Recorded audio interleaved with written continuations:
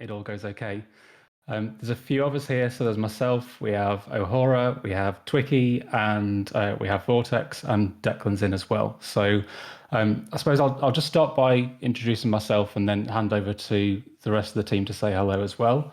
Yeah, you probably have seen me around already. So I'm the one that is leading this thing that has become an absolute beast. There's been quite a lot of questions about kind of backgrounds and what have you, which I'm sure we'll come on to in a second. But for now, I will let the rest of the team say hi. So I'll hand over to Ohora. Yes, that's me. Hi, everybody. Great to have all of you here. Nice to see that so many tuned in. As most of you already know, I guess I'm responsible for the artworks and the general looks and feels of the game. For my background, since I've seen that question come up quite often, I've done some video games before. I'm a co-founder of a small indie video game company. I had my hands on a couple of board games. So yeah, that's what I'm doing for a living. And I would pass on to Vortex. Hi guys, I'm Vortex.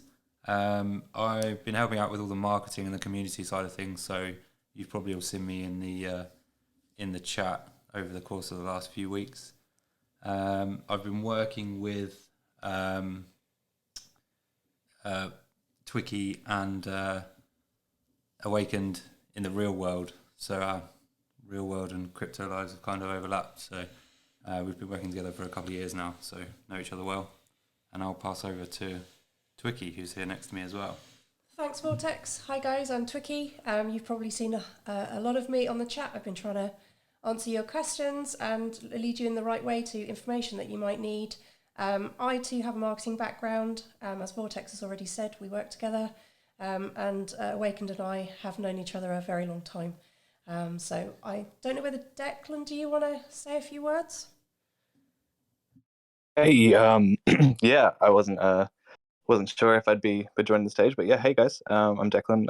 I think I'm probably the only one who's doxed on the team, and I'm happy to be. I'm a photographer, and I stumbled upon the Awakened team a couple of weeks ago when the Discord launched, and just like fell in love with the project and the guys, and was stoked to be offered a position as mod to help out in the Discord, and yeah. Look how far we've come. Super happy to be here. Yeah, you mentioned a couple of things there. So how far we've come. I don't think any of us expected things to get going quite this quickly. You know, we launched just over 2 weeks ago. In fact, it's 2 weeks and a few hours. And we went from probably 50 or 100 people on the server on day one to a good few thousand within just a couple of days. And it's gone crazy, which has been amazing to see. The other thing you mentioned there, Declan, was the doxing word. And it's a question that we have quite a lot in general chat. So just to give you some context why at the moment we haven't gone public with who we are. So both Ohora, it's really hard not to use real names as well. It's terrifying. Like I'm sure at some point we're going to slip up, it's actually fine. We're not overly secretive. But yeah, both Ohora and I have backgrounds developing games. So I was 15 when I kind of worked on my first game. It was just this internet text-based game around mechs. And it was a guy, I think he was based in Norway, that set it up, and I kind of got involved and ended up advising him on I was 15, advising this game maker on how to make his game better. And we ended up working together for a good 2 or 3 years. It never really took off, never made any money, but that's not what it was about. It was about building this amazing community that we had in the chat rooms. And since then, it's kind of what I've really wanted to do. So I made my own kind of couple of smaller games while I was at uni as well. And then in around 2008, I made a mistake the other night. I did another AMA session as a bit of a practice for this, and I said 2012, but it was actually 2008. Facebook opened up their API, and anybody could build on this and start creating apps. Now, it was the Wild West back then, and you know, if you look at the NFT space at the moment, it's kind of the Wild West as well. But some of the stuff that we did was just crazy. Like the original API permissions you could get from Facebook, you could pretty much get any information that you wanted about a person just by getting them to install your app. So we made this game, and it was kind of the premise was that you adopt a pet that lives on your Facebook profile. You have to log in every day to look after this pet, kind of completely just text, picture based. But it went nuts, and we had 250 odd thousand people playing this game every day. We put some kind of viral channels into it because of the permissions that we could get to kind of force people to invite their friends in return for more points. And yeah, it went crazy, and that led to me being able to quit my boring IT job, work from kind of all over the world for a while, like Hong Kong and the US and so on. And then I accidentally fell into marketing, which is actually now my day job. So I run another business, have done for the best part of the last decade, and I also have a couple of kids. So the reason at the moment that I'm not doxing myself and a couple of the team are in a similar kind of position is that crypto is a great space, but it's also a slightly weird space. So what I wouldn't want to do is go public and end up having it affect my other business or family life. So at the moment, we're not doing that. There's a very good chance that over the next 2 or 3 months or so, we will go public, because genuinely nothing to hide. You know, we've been quite open about our backgrounds. If you really went digging, you could probably get relatively close to who we are, but that's kind of okay. So at the moment, like I say, we're not going public, but our backgrounds are in game dev and tech and computer science and coding and design with Ahora. So yeah, we know what we're doing. We're probably a little bit older than a few people in this space as well. You know, I'm late 30s, Ahora. Actually, Ahora, how old are you? I don't even know. What? You didn't tell me we were talking about those topics. I'm 34 as well. And if I Okay. may just jump on the doxing theme. So I think doxing is quite important for the long run, but at least from the artistic side, I think it would be a lot more fun if we can make it in a cool way, probably somehow sort of integrated into the awakened world. Because just saying, oh, this is who we are, okay, fine, but that's a little bit more boring than something cool. So probably give us a couple of weeks or months, and we will think about something cool to do. Yeah, definitely. I agree. If we're going to do it, we'll do it right, and it's got to be video related, given that everything we do on Twitter at the moment seems to involve a video. So yeah, I'm sure that'll happen at some point. That's probably enough kind of intro and rambling. I'm going to let Vortex ask the first question so that I can at least start to kind of steer my thoughts and start to answer the questions that you had. Yeah, so I kind of had it mapped out. Obviously, you guys have already spoken about your backgrounds and that sort of thing. I think we've been getting a lot of questions around some really top level stuff. So I thought it might be a good idea to start there, around like mint prices, mint limits, mint times, all that sort of thing, just so we can get it out of the way and then we can move on to the nitty gritty. Yeah, sounds good. So if I cover off mint price and process, and then we can go into kind of background thoughts about how this project started and maybe get Ahora to talk through the creative as well, and then we can go into specific questions. So yeah, I suppose mint price is the one that we get asked about the most, and originally it was 0.1. Actually, the original price was a little bit higher than that, but that was before Ethereum really started to spike. And there's obviously a lot of value in Multipass because of the way that it's structured, which I'll come on to in a second. But given that ETH has increased so much, we're actually going to drop it. So we're going to mint at 0.09, which is a 10% drop. Hopefully that kind of helps everybody out, and we think is a fair price as well. And you look at some projects that are minting around the 0.8 and 0.088 mark. They don't have anywhere near the depth that we do. So we think that 0.9 is about right. You'll need a MetaMask wallet to be able to mint as well. So make sure that you've got that set up and ready to go. Definitely do this on desktop as well. MetaMask minting on mobile devices is a little bit hit and miss, and I would not like to promise that everything's going to work okay. And for the actual process, we're going to mint in groups. So originally, we planned on trying to give everybody a good, clear 24 hours to mint as part of their group.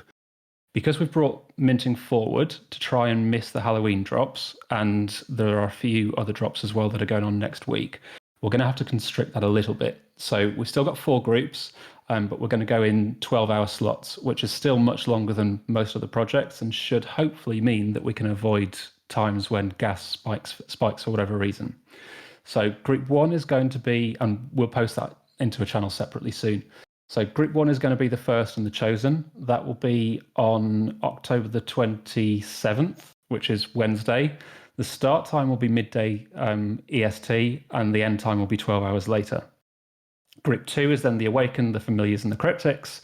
That will start at midnight EST, which is effectively on Thursday, October the 28th, and run for 12 hours.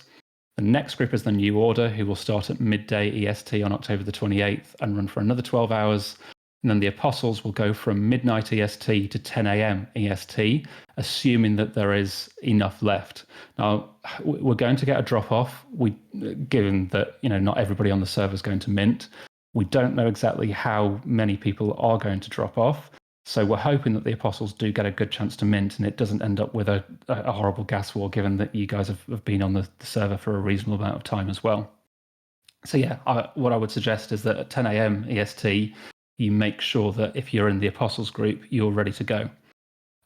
If we don't sell out for any reason, which is very possible, we'll move to a public sale, and that will start on Friday, October the 29th at 10 a.m. And at the end of that, I would think that we will sell out. Now, with a public sale, it does mean that if anybody hasn't got as many as they want, because we're going to limit the number that you can mint as part of the whitelist sale, it will mean you can go back in and mint more. But who knows how that's going to work out. You won't need to submit your wallet address before minting starts. What we're going to do is share details of a Discord bot, which you will essentially, you're going to DM a Discord bot with your wallet address. That will give you a unique code and some instructions, which will then allow you to mint straight away. So it's a little bit different to some of the other projects that have minted lately. So it's not a pre-submission or anything like that. Really straightforward. You're looking at 45 seconds from start to finish from submitting your details into the bot, hitting the minting website, and hopefully being able to mint successfully.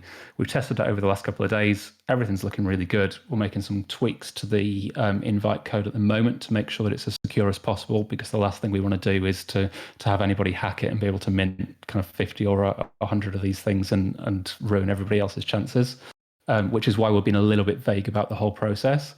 But yeah, everything's looking good. So the aim here is to give everybody the best possible chance of minting, best possible chance of avoiding gas spikes, but also make sure that we can get through this process reasonably quickly and get it done, because it's been a long few months coming up with the concepts for this, and a very long couple of weeks going through the development and the tech side. So I think we'd all just like this part done so we can then move on to the fun stuff and start building this out. Awakened, do you want to confirm the number of multi-passes that people are going to be able to mint? Yeah, so each during the whitelist process, it's going to be a maximum of 3. That's based on what we think the drop-off is likely to be from the email sign-up. If we get through the first, the chosen, the Awakened, Familiars, and Cryptics, and it's looking like we're not going to get through the whole of the new order, we might drop that down to 2. But we're pretty sure that 3 as a maximum limit is going to give everybody the opportunity that they deserve. Cool. I think that covers most of those sorts of questions. Obviously, guys, we're still in the server, so if anyone's got any questions, we'll try and answer them as we can. Awakened, another thing that kept popping up, which again I think would be worth covering early on, is questions about gameplay. I know you covered this in the cryptics chat. Easy for you to say. Yes. It's a bit of a tongue twister, that one. So if you could just kind of, I think, give everyone an overview of that, because I know there's a bit of confusion in some areas. It might be worth clearing up. Yeah, of course. And that ties into the concept and the background behind this. So this whole game is something that I've had in my head for a very long time and not been able to do for a few different reasons. The way that this is structured is that it's gamifying the blockchain. So what we're not going to do is create a separate game that you go and play on your iPad or your iPhone or your PC. The simple reason for that is that I think there's a lot of projects that are trying to do this at the moment as a value add. genuinely, I think 95% of these games that are being created, nobody's going to care about in 6 months' time. And that's not the kind of project we're trying to build. There's a few really good exceptions. So if you look at Meta Hero and what they're trying to do, they've raised huge amounts of money. I think I worked it out to something like $50 or $60 million. That's enough for them to create a pretty damn good game. You look at some of the smaller projects and they're trying to build a game out on much smaller budgets. And I've been in and around this space for the last 20 odd years. And I know how hard it is to build a good game. So what we're not going to do is say, look, we're going to create this PC game or a social game. What we're doing is creating a game that sits within the blockchain. And that's where the 3 phases come. So first phase, Multipass. And the idea really behind this is that we have something that evolves on the blockchain. So you mint your Multipass on day 1, and over the next 6, 7, 8 months or so, it evolves and moves up through the levels. And that then lets you mint an avatar, which has increased rarity as Multipass levels up. The idea behind this is twofold. So firstly, it's kind of cool, right? Like I haven't seen any other project that's done an NFT that evolves itself over time. There might be some out there. I've heard of a couple that seem to have popped up since we launched and started talking about what we're doing. Whether they're copycats or they actually had the idea before, who knows? Doesn't really matter. But having this thing that you mint on day 1 that gets more valuable and gets cooler the longer you hold on to it, that kind of concept does a couple of things. Like firstly, playing that game, really, really good thing. But secondly, what we don't want to happen with this project, because it is a long-term project, is you see that kind of initial spike and then things drop off, the floor price drops to nothing, and people feel like they've kind of wasted money on this investment. It doesn't happen with every project, obviously, but there's a lot of NFT projects that spike. Everybody dumps their NFTs, and all of a sudden somebody's left holding the bags with no value there. By creating Multipass, what we've done is made sure that like this isn't something that you probably want to flip on day 1, because if you buy a level 0 Multipass, like why would you flip it? You just hold on to it for the next 45 days. It gets to level 1, it comes online, and all of a sudden it's worth more because it has that utility that sits behind it. When we get into avatar minting, or in between Multipass minting and avatar minting, there's some really cool stuff that we're going to drop too. So we've got the gear token that we're going to do as a gas-only drop. It's going to be free to anybody that holds a Multipass. That will again let you add gear and weapons into your avatar when we get to the minting part of that. We've got a couple of special extra things as well that we are looking to do over the next 6 weeks. There's special characters that O'Hora's busily designing, and I'm going to let him talk about those in a second. They're going to be only available to Multipass holders. It will be kind of random drops, but these are really, really cool NFTs, like really special ones. They sit behind the concept of Awakened, sit behind the universe. They're standout characters.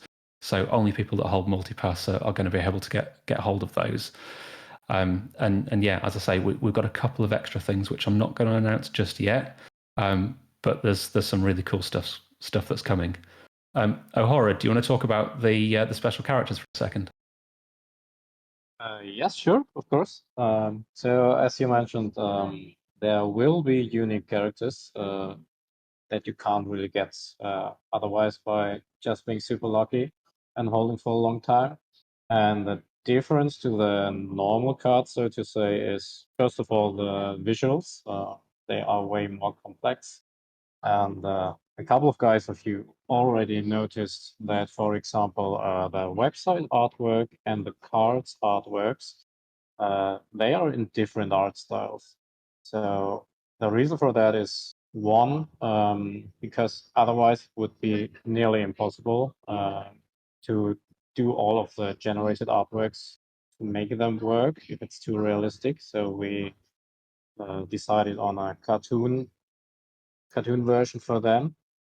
But for the unique characters, we want to make them look as good as possible and way more realistic than the normal cards.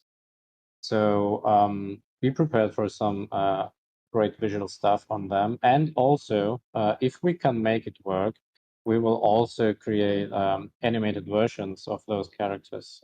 Don't expect too super extremely animated characters, but a little bit, and they will just look a lot better than the usual stuff. Yeah, I've seen some of the demos that that Ahora's been coming up with, and they look cool. So the first drop will actually be not too long after we mint Multipass, because we want to keep things moving. So yeah, within the first few days of Multipass being minted, we'll move on to one of those special characters and carry on from there. I suppose what we then need to do, and I need to go through this as quickly as possible, like time's flying by and we haven't even done one-off questions yet. But yeah, then we fast forward straight through into avatar minting. That's going to be around 6 weeks after multipass minting. If you mint on the day that the multipass systems come online, you'll get a base level character. That's not to say that your character stays like that, because we have the concept of upgrades. But yeah, if you mint on day one, you'll have a base level character. Still going to look really cool. Still going to have more detail than most projects out there. You know, the way we're creating these avatars, we're pretty much creating 8 collections in one, because every single character has a different pose, a different layout, which means, much to Ahora's dismay, that every single time we create this character, because the concepts are different, all of the different elements and attributes have to be separately drawn. So from facial features to gear and weapons and so on, they are all being drawn separately for each of the individual characters. And I think by the time you take levels into account, we've got something like 1.4 million possible combinations, which distill down into a grand total of 10,000 avatars. So there's a lot of wastage there. But it also means hopefully that the quality of the NFTs and the avatars that you mint are going to be so much better than anything else out there. You know, we can take what's now probably a good example with Mechaverse, like incredible project. And if you've managed to mint one that is truly unique, and I can see there's a couple of avatars in here, one in particular that looks really cool. They're amazing, but there was too many that, in my opinion, that look slightly similar. Now, again, I'm not taking away from the quality of that project. What they've done was very, very difficult, and they've managed to deliver. But we don't want to have avatars that end up looking too similar, which is why we're putting so much into making sure they are as unique as possible. After we then move into level 1 of Multipass, it upgrades itself over the next 8 months in total. So you move up through the different levels, which means that your character gets more advanced, maybe gets a few more scars here and there, maybe gets some more advanced weaponry, maybe has some extra cybernetic upgrades as well that get applied to make it even cooler. So it's up to you. Like, do you mint on an avatar on day one, or do you wait? If you mint on day one, you can still hold on and you can hold your multipass all the way up through the various levels, and then you can then use it to upgrade an existing avatar. So if you are impatient, it means that you have to use 2 multipasses, but you have the opportunity to get an avatar on day one, which will then in phase 3 let you start kind of tying into the cities concepts that we have, but doesn't mean that it's static. So you can upgrade. We mentioned the gear and weapon token before, so you'll be able to apply that to your character, which again upgrades it, gives it a better weapon, makes it a little bit more unique. They are going to be limited. Like, once these weapon tokens drop, if you don't mint it, that's it. It will be gone. So they will be very limited. Also, if you use a weapons token on a lower level character, once you've used it, that's it. It's gone, and your weapon won't upgrade as you apply a higher level multipass to it. So you need to pick and choose your time that you use that. Like, there's no right answer to this. You could use it at level 1. You could use it at the highest level. You're still going to get something that looks great. And actually, like, it might be that you don't want a character that has too much stuff on it. It might be that you want something that's a bit simpler. That's completely up to you. So you can pick your moment. I'm going to stop rambling for a second and ask Vortex if there's any questions around Multipass or avatar minting before we go into cities, if that's okay. Yeah, there were actually a few. So one of the questions was... My voice is hurting already, so I can go quiet for a sec. One of the questions was from Atari Gen. And they said, what's the approximate duration of holding for it to advance each level, and how many levels are there total? I think they're referring to Multipass, obviously. Yeah, so there's a total of 5 levels, but it starts at level 0. So level 0 is offline. Once it gets to level 1, avatar minting starts, and there's a total of 4 levels within the characters. We do have the option for a 5th level built in, but I'm avoiding that for now because we've got some thoughts around how that could work in the future. The actual timescales are, and I need to remember this, I haven't got my notes on the times in front of me, so bear with me for a second.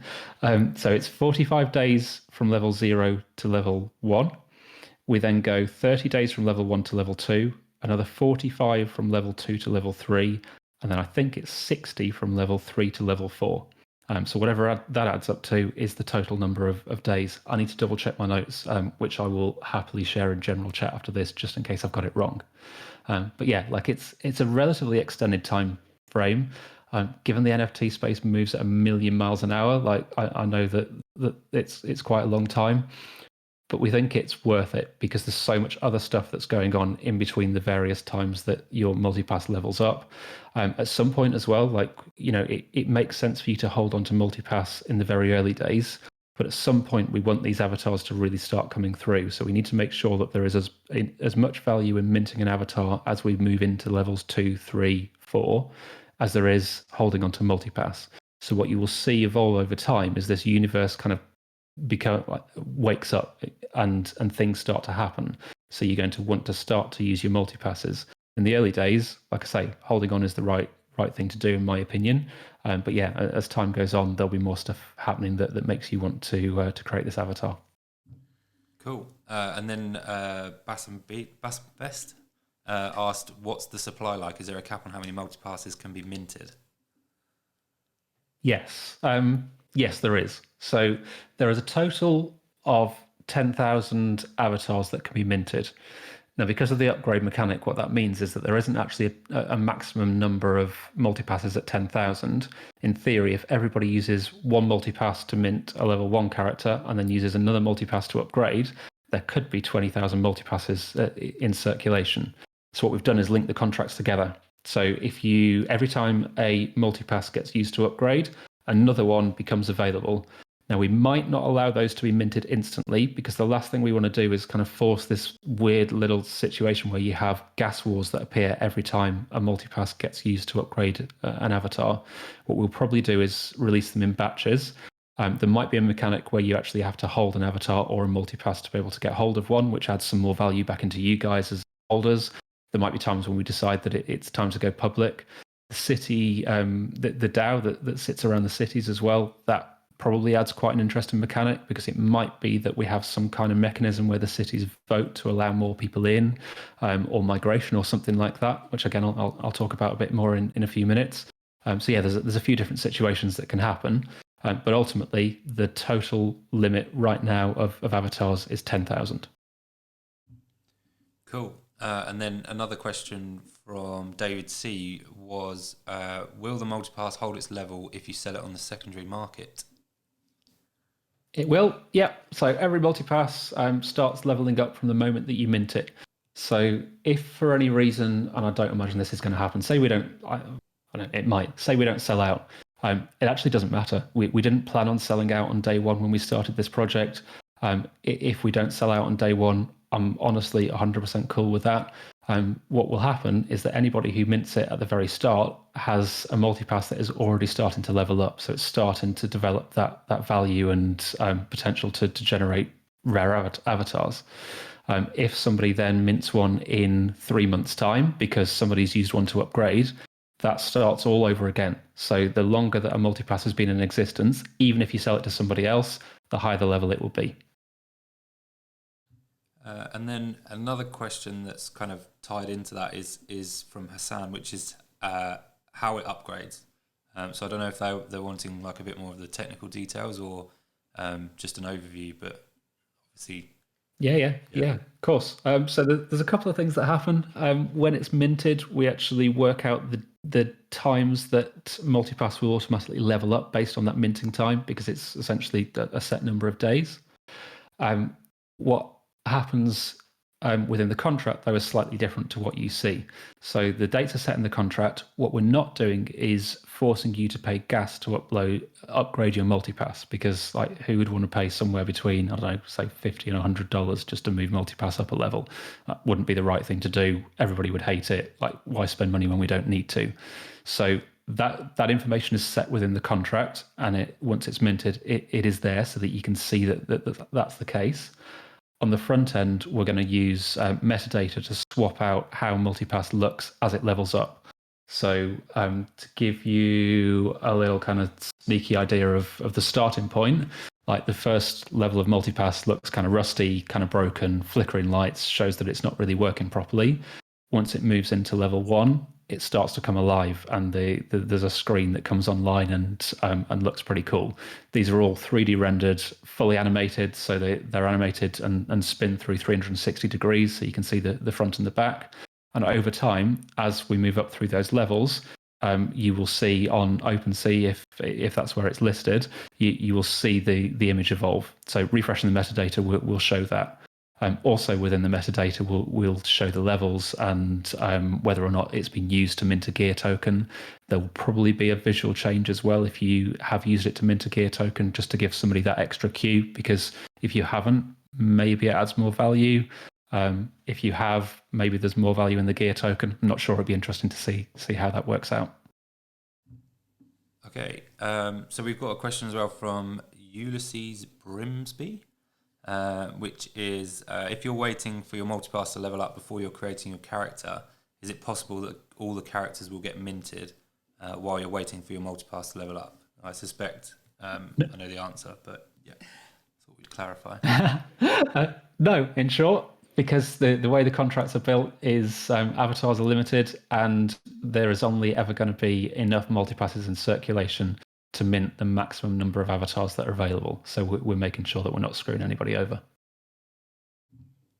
Cool. I think everything seems to be steering a bit more to the weapon side of things. There's a lot of questions about that, so I think we move over to that, and then we might have to come back to any more questions that people have, obviously, if they drop them in the chat. David C was asking how weapon tokens will affect the avatars, if at all, besides changing their appearance. So are there any other mechanics that are going to be involved around that? So it will affect there'll be a small metadata change to show that a character has an upgraded weapon. At the moment, we haven't planned in any kind of fighting mechanics, and that's purely because we have phase 1, 2, and 3 completely planned out, which is multipass, avatars, and then the cities. We have an idea for phase 4, which, like, we talk about humans and variants, which are essentially mutants. So maybe phase 4, you can expect that there'll be a free secondary collection drop that maybe happens. Just an idea.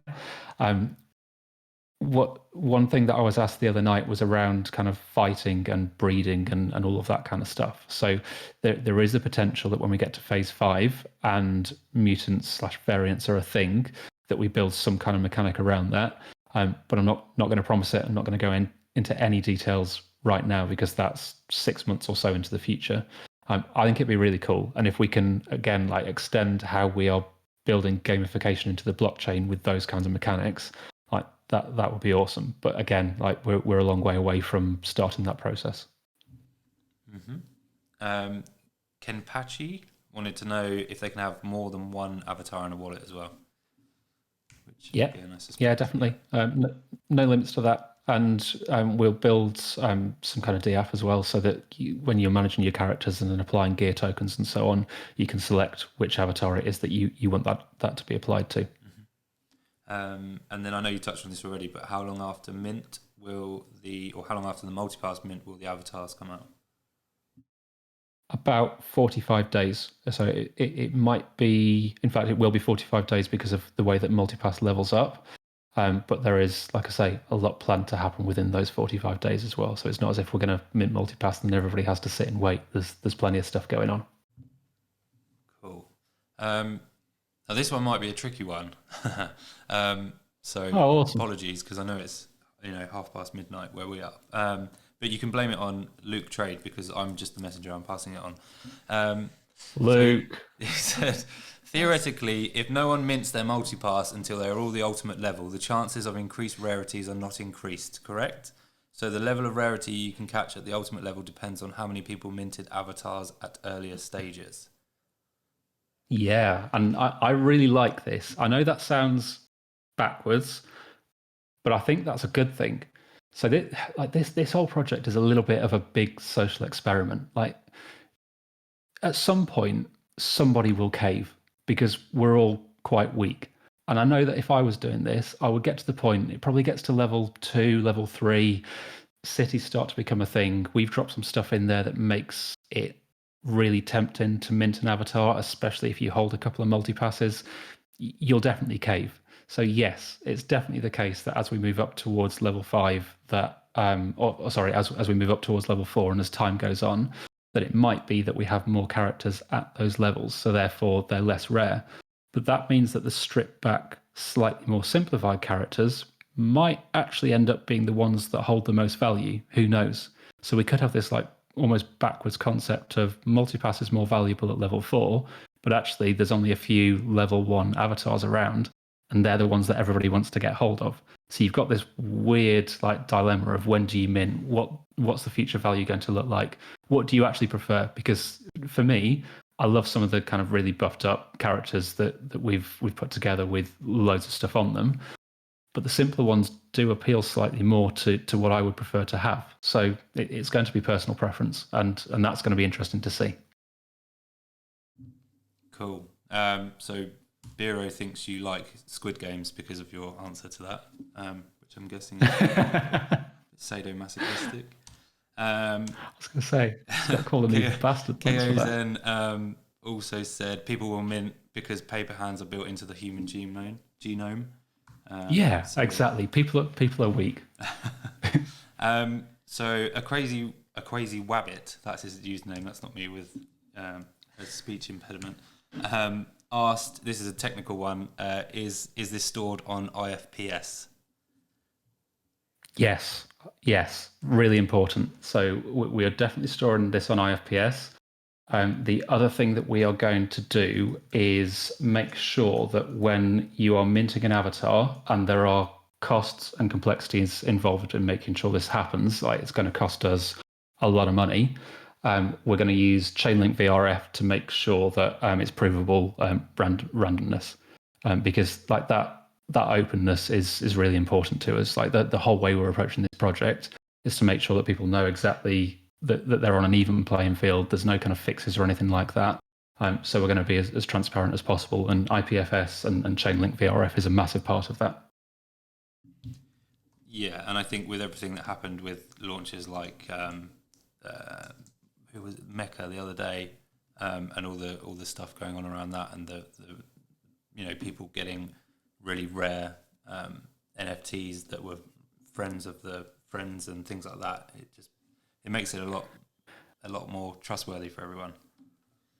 It does. We need to be transparent, and for what it's worth, I would be surprised if Mecca actually did anything really wrong. There might have been something that happened where somebody had access to see something they possibly shouldn't have been able to, and were able to game the system slightly.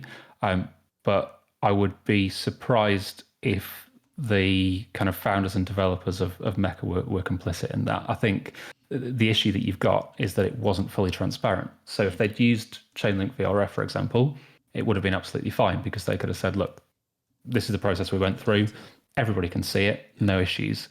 And the last thing we want to do is to have those kinds of awkward questions, because it only takes one person who's got 100,000 followers on Twitter to call you out for something that actually you haven't done, and you're burned. And all of a sudden the project holds less value, your reputation's screwed, and it's not how we do things. It's not how we want to do things. And again, like, this is a long-term project with long-term value, so we're going to make sure that we do things right. Yeah, absolutely. I think that's one of the biggest problems in this space at the minute is it feels very much like everyone's in it for the short term and there's no long-term projects. So hopefully everyone can trust us enough. So this is going to transition now, I'm afraid, to phase 3, which I know people have got a lot of questions about. So I think they're going to come thick and fast if you're ready for it. Yeah, I suppose so. So No Way GG asks, if we can't buy real estate and earn DAO tokens until phase 3, when does phase 3 begin? And I think that's a good segue into that section. Yeah, that's a really good start. So early 2022 is when it will start. there are a lot of complexities around phase 3. The biggest one is the legal side of things. There's a lot of stuff happening in the space, which I'm sure some of you know at the moment, around kind of securities and how do you stay away from going to jail, which is always a good start. And too pretty for prison, so I definitely don't want that to happen. So we're getting some proper advice and making sure that when we put these cities in place and the economies and the token that's around it, that we do it right so that we can set it up and do things properly for the longer term. I had a really interesting conversation today, not with OpenSea, with one of the other platforms who have an in-house legal team, and they are doing quite a lot around advising projects on this at the moment. We're gonna mint on OpenSea, but the other platform that I was speaking to had some quite interesting stuff around how they can support projects with these kinds of issues, and it just shows that people are starting to take it seriously now. So we absolutely have to do that. So yeah, that's part of the reason that we are going to take our time on this. Also, there's plenty going on between now and then as well. So once you're kind of bought in, again, like diamond hands, it makes sense to hold on and not get rid. The other side of it is that the actual kind of complexities that sit around building these virtual cities with virtual economies and governance through a DAO, there's a lot to do there, and I have it mapped out. I know how I want it to work. We've got some work to do still on the tokenomics, and once we've been through this minting process, I've already started talking to a couple of people who've built some pretty big projects before, so we're going to get some advice there as well. But yeah, that's the exciting time, and what we don't want to do is rush into it and build something that actually doesn't work as well as it could or should have done. So we are going to take our time. It will be the first half of 2022. I'd love to say it's going to be the first quarter of 2022. But we'll see how things go. And if I was sat here now and saying, well, we're going to roll out phases 1 and 2 before December, and then cities will be done by New Year, you'd all be sat there thinking, no way you can achieve that. And again, like the whole thing around this project has been realistic and delivering long-term value. So yeah, hopefully the first quarter of 2022, but definitely the first half. Cool. And then GG Good asks, in phase 3, what's the vision for the user experience when it comes to interacting with city real estate and the cyber economy? There's so much. Like, imagine having these cities where you are part of 500 or 800 or 1,000 people that exist within this city. You can buy your real estate, you can trade your real estate. We've got this kind of the token that sits behind it as well, which will obviously affect everything that happens within that city. You've got taxation, you've got the potential migration as well. So do we allow people to migrate and buy migration tokens and move between cities? So as a DAO, or the governance that sits in that city, do you kind of have high taxation, which means that less people are going to want to live there, but the ones that do will potentially share in a kind of a bigger pot or a different kind of pot? Do you go low taxation to get more people in and therefore end up creating yourselves more problems around governance? Like, again, this is a massive social experiment with 10,000 or so people sat there. So it'll be interesting to see how it plays out. Yeah, definitely. And David C was wondering if there was anything, probably in your head at the minute, obviously, but whether there was anything in the city other than real estate that you could buy or do or anything like that. Yeah, there's a few things that you could do. What I'm trying to be really careful of is that we don't overcomplicate this. So, if you put too much in there, then it almost becomes a full-time job to play this blockchain game, and we don't want that to happen. But equally, there needs to be enough in there that keeps you engaged and keeps you compelled to interact with the cities and the people that live in these cities with you. So at the moment, real estate, characters that sit within it, and governance. Is there other stuff that we could do? Yes, that's probably more of a phase 5/phase 6 thing, though. An interesting one from SJ is if each of the cities have its own governing DAO, do you aim for each city to have some sort of rivalry or friendly competition between themselves? And how do you plan on stopping whales buying up whole cities, if you do plan on doing that, and ruling everyone in that city? What are your thoughts on that? Yeah, the tokenomics that sits behind this needs to be designed so that there is diminishing returns. How we actually do that, I don't know yet. It's really difficult because there's ways that you could potentially game this system. But what we really want to do is to make sure that if you own 50% of a city, it's actually not worth it for you, and there's a way that we build in a diminishing return around that. Will we ever be able to stop that happening completely? Probably not. But I'm sure there's some clever stuff we can do to try and prevent it. Perfect. No Way GG asks, is it possible to be a part of multiple cities and economies if you mint 2 avatars or more avatars? Yeah, so every avatar is randomly assigned a city. So if you mint multiple, then you've got a good chance of having multiple avatars in multiple cities. Perfect. And I think, I mean, that's as the last 2 weeks have been, the chat's just going mental, so it's very difficult to try and keep track and obviously listen to you and do things. So apologies, guys, if we missed anyone, but we're trying to get to as many questions as we can. I'm going to deviate away from the DAO questions because they seem to have died down, and there's a couple of questions that I think are quite good now. That's more about the sort of long-term vision for everything. So one was from the crazy Wabbit again. Curious as to how you plan to retain future value and demand for the, let's say, Genesis Multipass avatars into the future. Just working out what that. Okay, so if you have, I'm guessing it's if you've minted some characters now and the project over the long term. As maybe more people come into the project, as more avatars potentially come in further down the line, or as more options open up, how do these avatars retain some value? Yeah, okay. I suppose, yeah. So off the top of my head, this is quite a difficult one because you're making me plan challenge you, sorry. like 12 months in the future as opposed to just the next few phases, but that's okay. So imagine you've minted an avatar on day one. It's like anything. With these cities, you still have the opportunity to buy real estate and almost move up through that social structure with the real estate that you do buy. The tokens that sits behind it as well means that you can, again, add more value into your character and yourself over time. So you can move up almost through that social pecking order. We've got Multipass, which also lets you upgrade your character if you wanted to. And because you've dropped in early, it means that you're going to have more opportunities to get more involved with whatever comes in the future.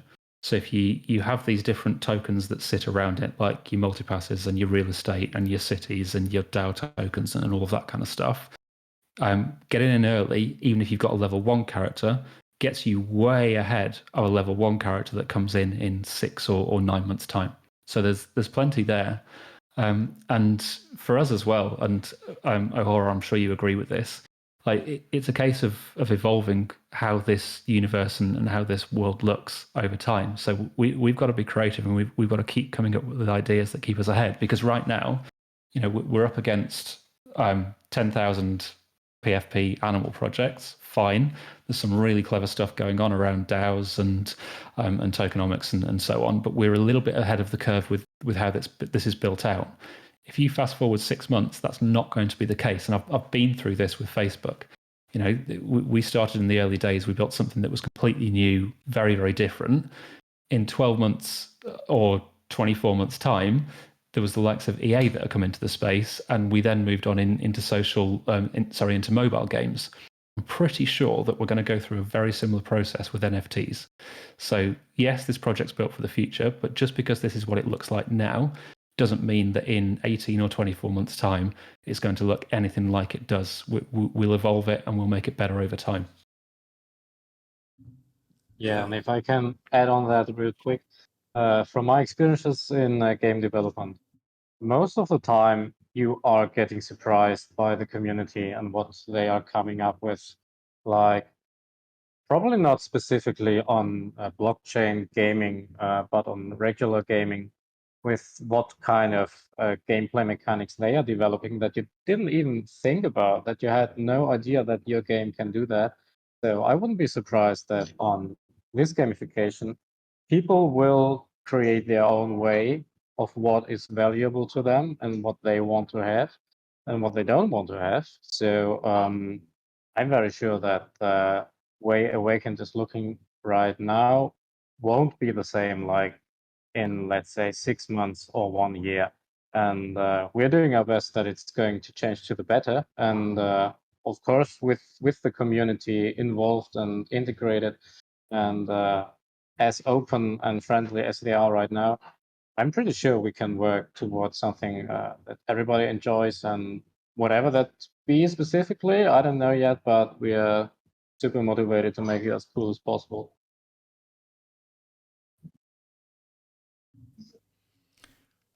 Yeah, thanks, Ahura.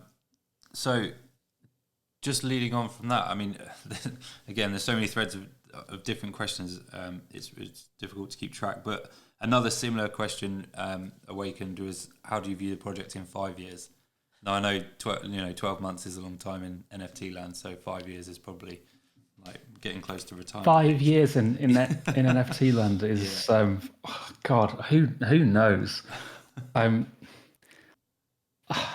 don't know. This whole space is going to change beyond recognition in the next. In 5 years, in 5 years, Awakened is a real city in real life. That's our goal. Well, yeah, you can almost see it, can't you?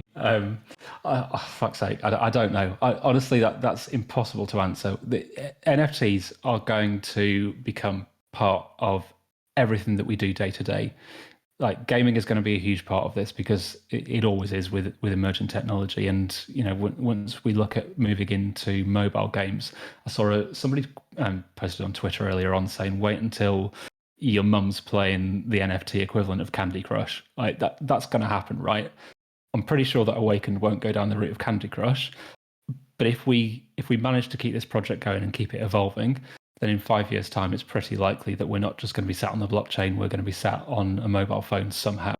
But I don't know, like 5 years is too long to predict, I think. Sorry. I thought that would be the case, but we have to give people their answers, whether they like them or not, I suppose. Whoever asked that's getting banned. Yeah. Too much forward thinking. So a question from Coinbrat, which a couple other people sort of latched onto was, will the multipass only be for avatars, or can it be used for property as well?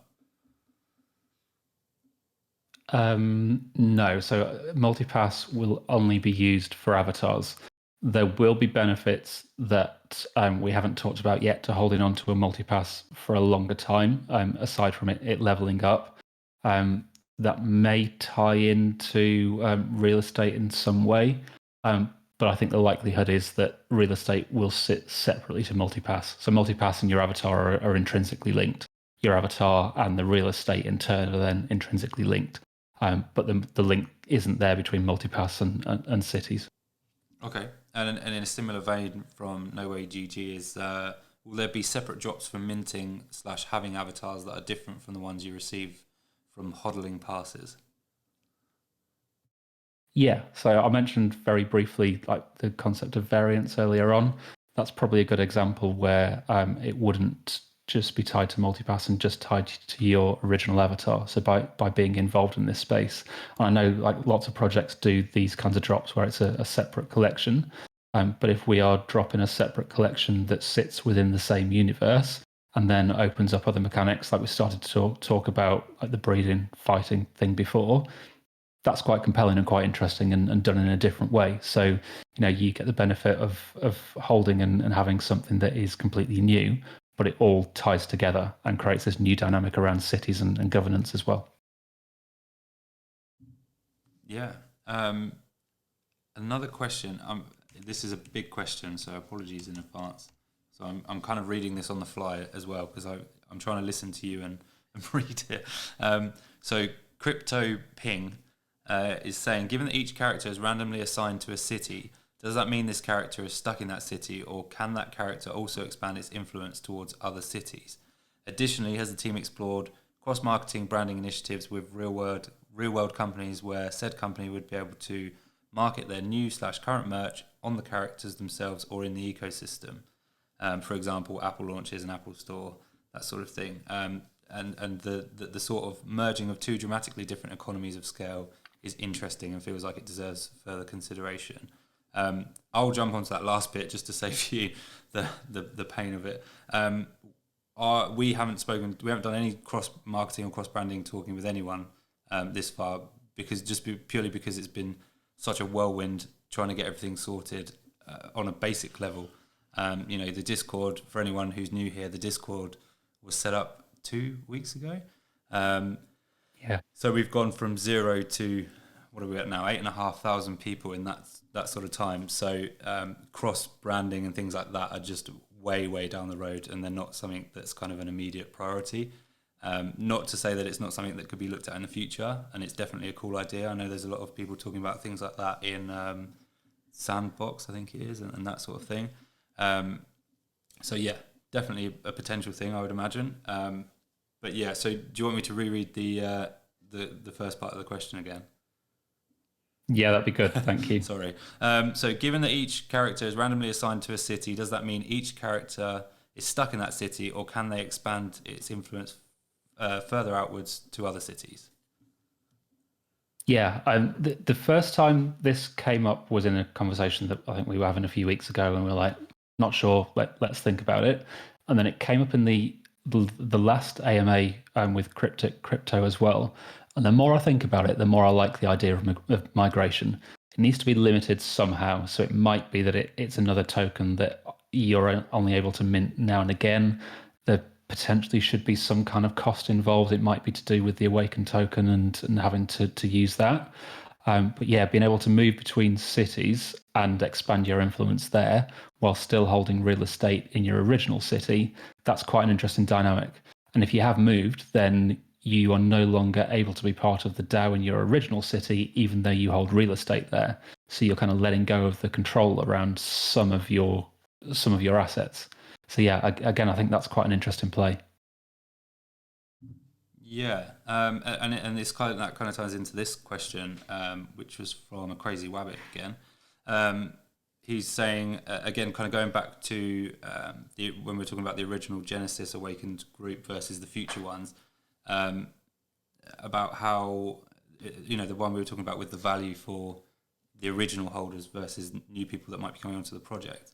I think Awakened, obviously, correct me if I'm wrong, but that's where the DAOs play a really interesting role when there's new people being added into this ecosystem, is that it obviously starts with this 10,000 initial avatars.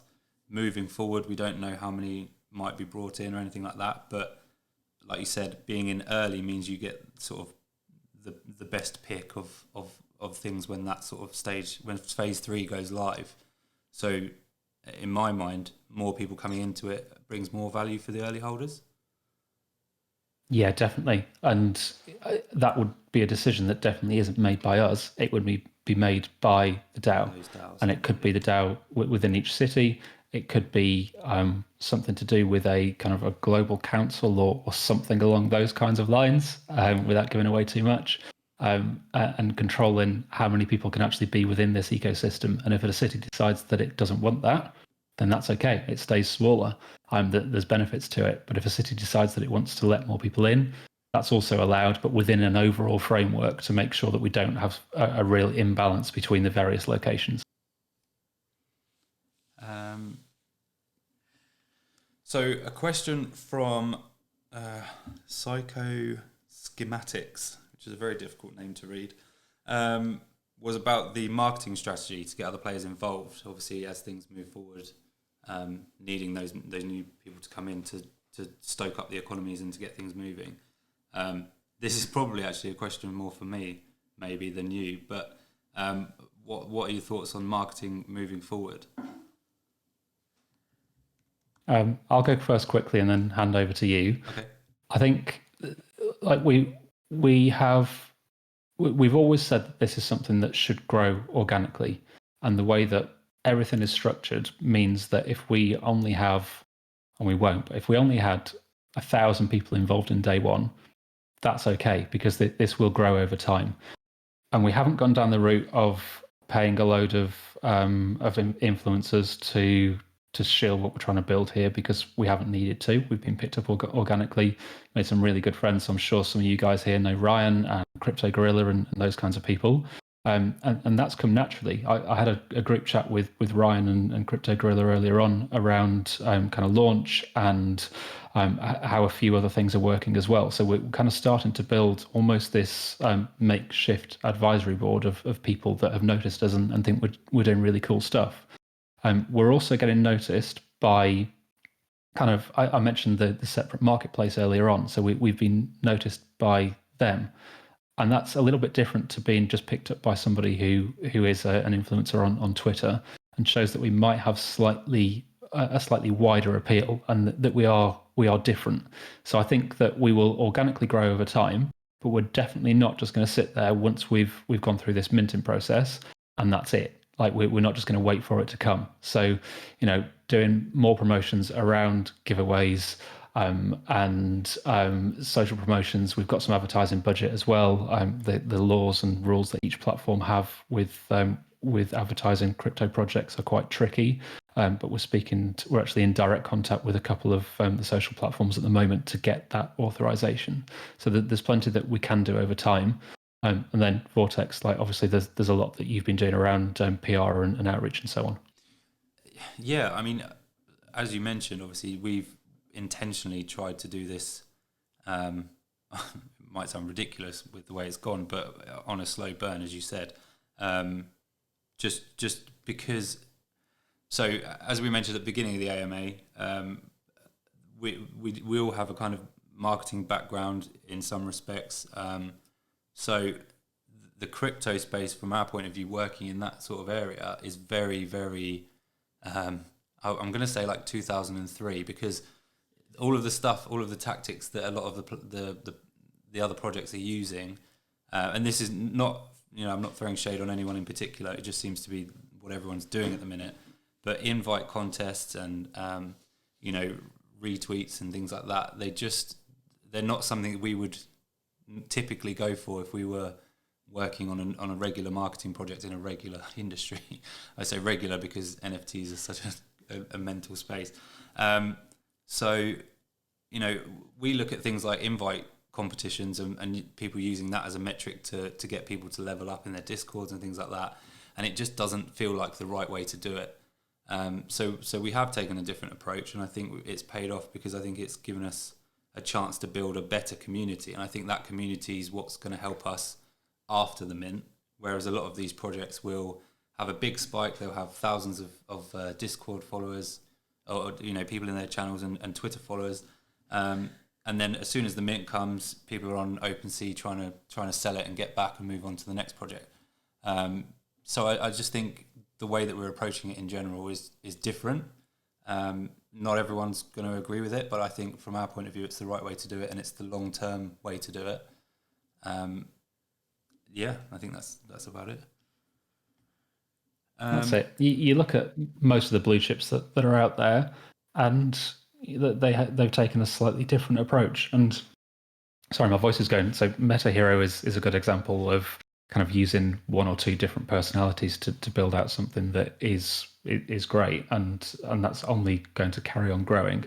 Like for us, doing things in the right way, and I'd rather have the 8,500 people that we have in Discord now, most of which have engaged. Like our engagement rates on Discord analytics are sky high compared to what Discord think that we should have, and that's because we haven't run the invite competitions where you got 30,000 people. Probably half of them are bots. Most of them don't care, and general chat is completely dead. Like that's not us. It's very rare that we go more than a couple of minutes without having somebody talking in general chat. And if we do, somebody drops in and are like, where's everybody gone? And then all of a sudden everybody's back and everybody's talking again. So I'd much rather it be like that and have a real 8,500 people as opposed to a fake 35, 40,000 people. Definitely. So another question, that's just popped up that stood out was about breeding, actually, which I think you mentioned. I think you touched on it briefly with the AMA you did earlier in the week. But it was Crypto Ping asking if the characters will be able to breed, and if so, will it lead to a new breed of characters that Aura will have to conjure up in the future? I'm sure he'll probably hope no. But is there any thoughts on a breeding mechanic or anything like that? Not yet. It's been asked a few times. That kind of mechanic does appeal because of the extra value that it adds. But doing it in a way that is true to the concept behind Awakened is actually quite difficult, because if we just kind of drop breeding in there like some other projects have, it won't feel real. It won't feel right. So we need to be very, very mindful about how we do that. Having some kind of mechanic that maybe lets you combine human and variant DNA to create this kind of separate type of character that is a hybrid, that's kind of cool. Ohora, you probably sat there thinking, oh God. And also, yeah, actually that sounds fun. More of the second part. It's more Oh, good. fun. Technical difficulties, at least in the art space, well, you can overcome them. So I'm positive about that. There we go then. That's happening. You signed yourself up for that one, Ohora. That's shit. All in Choi asked, I think I might have missed this earlier, so apologies.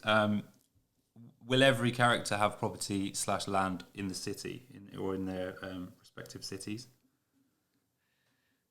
No, that will be depend on the tokens that you hold. So you could choose not to have any kind of real estate. You could choose that you don't want to be involved on that level, but you want to be involved in some other way. So no, that will be optional. And then there's another one from Crypto Ping as well, which was, would you think about buying property in Blocktopia or another metaverse where characters can migrate to other blockchains? Yeah, the 5-year question actually is a really good one, because like nobody knows what the metaverse is going to look like. Zuck thinks he's got a good idea. I'm not sure that he's barking up the right tree with that, but fine. Like Facebook are going to do whatever they're going to do, and there'll be a lot of other kinds of options that evolve as well. So crossing over into other metaverses or other environments, that really, really appeals, and also ties back into the sponsorship question from before, because you could start to tie it back into real life as well. So 5 years down the line, do we have a Ready Player One equivalent that is like this cyberpunk Awakened universe? I'm very, very on board with that. Whether it happens or not, we'll see, but that sounds fun. Yeah, definitely. Being able to walk around it. I'm not so keen on the part of having to pay Mark Zuckerberg any money to walk around it, but hopefully we can do it away without avoiding that. Let's avoid that, yeah. Yeah, I think I'm hoping we've covered most of the questions. I think a lot of the confusion earlier on was about the fact that people thought it was a game, and obviously it's gamification on the blockchain rather than being a physical game itself. So hopefully this has cleared things up in that respect. I don't know if anyone... I mean, like I said, guys, I'm really sorry if we've missed any questions, but if anyone's got any real burners, then please drop them into the chat now. We'll try to get through them. It does sound like it's slowing down, which is probably good, because it's 1:15 here. An hour and 15 isn't bad for an AMA either. So yeah, that's good. I'm going to have a very quick look in the channel just to make sure, but we'll probably start wrapping up. Having said that, if I was going to say we could unmute people, but that's probably a bit dangerous given that we haven't done this before. Yeah, so if the channel is slowing down, let's call it there. We recorded this, so we will share it as well. I think Twicky, you might have offered to do a bit of a write-up highlight thingy for people that we'll post in the next day or two as well. Is that right? I did indeed. She says begrudgingly. Yes. Well, really pleased I offered to do that. No, honestly. I'll write up the salient points and publish them somewhere so people can read them if they don't want to listen in. Cool. Sounds good. I don't know if he's in here, but I can see that Sebastian from Cryptic Crypto also dropped into the AMA questions channel. So if you're around, I just want to say thanks for letting me practice the other night in your server for this. It was very enjoyable, and it's good to see some of your guys that have joined us as well. So yeah. All right. Ohora, have you got anything else that you wanted to say? I would like to, but back here the party is starting, so most likely in a second you will hear loud music and not my voice anymore. So real quick, thanks to everybody who showed up today, and of course everybody who was so active in the chat the past weeks and months. It's not even months; it's only weeks. So I can say for myself and for the rest of the team that a big part of the joy of working in this project is to see that so many people are thrilled about it, what we are doing. We are always getting feedback immediately, so much feedback, so positive feedback. And of course, the criticism is also very constructive. I'm very happy about that as well. So yeah, looks cool. I'm looking forward to it.